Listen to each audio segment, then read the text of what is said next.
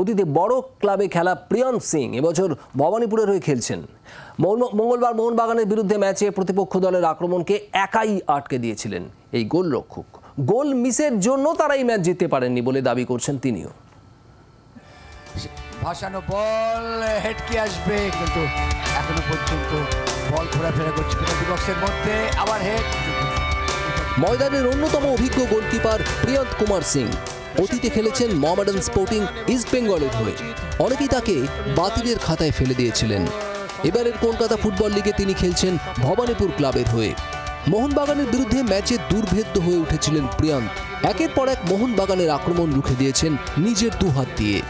যতদিন ফুটবল খেলেছি লোকে যাতে না ভুলে যায়, নিজেকে সেই জায়গায় মেলে ধরতে হবে, কারণ যে আমাদের সমালোচনাটা সবথেকে তাড়াতাড়ি হয়, কারণ যে বিকজ আমরা অনেক বছর ধরে ফুটবল খেলে এসেছি।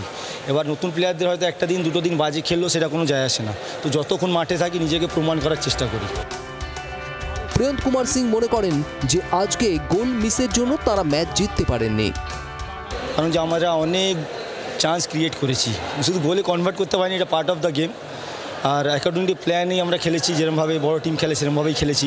কারণ এই ম্যাচটা 3 পয়েন্ট পেলে তাহলে সামনের লিগগুলো আরও 30 স্কোয়াড আছে, প্লেয়াররা সুযোগ পাবে খেলতে, কারণ সুপার 6টা ইজি হয়ে যাবে। মঙ্গলবার মোহনবাগানের বিরুদ্ধে ম্যাচে প্রথমে নামেননি প্রিয়ন্ত। দ্বিতীয়ার্ধে পরিবর্তিত গোলকিপার হিসেবে নামানো হয়েছিল তাকে। ক্যামেরায় দীপের সাথে অর্কদীপ্ত রিপোর্ট, জি 24 ঘন্টা। বাংলার আওয়াজ, বাঙালির আবেগ, জি 24 ঘন্টা।